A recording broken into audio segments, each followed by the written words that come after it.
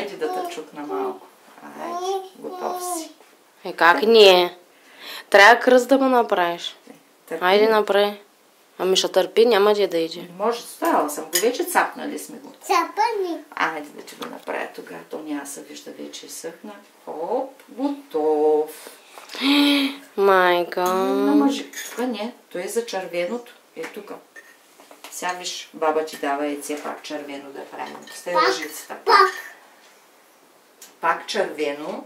И после проверяваме другите, какво е станало с тях. Знаеш как правят? Не можеш да си представиш. Сега проверяваме оранжевото. Оранжево. Хубаво. Можем да го извадим, нали? Изваждаме. Проверяваме жълтото. Жълтото изобщо нищо и още ще стои. Сега, тук ще бъде синята боя. Синя. Я да видим. Тя не е много хубава синя, май. Той веднага лилавото да го махане, защото ще стане много тъмно. Зелено. Да го махам ли? Лъжицата вътре, лъжицата. Вътре, що мешам боиче? Лъжица. Ги меша. Калоянчо.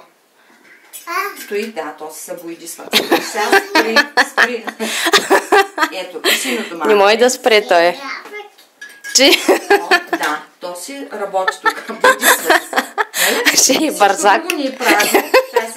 Тук не сме сложили. Сега ще сложим едно сино. Стой, не мърдай. Мирувай. Дай му едно да се опари и да ни пипа повече. Едно манинко сино ще ти сложа. Искаш ли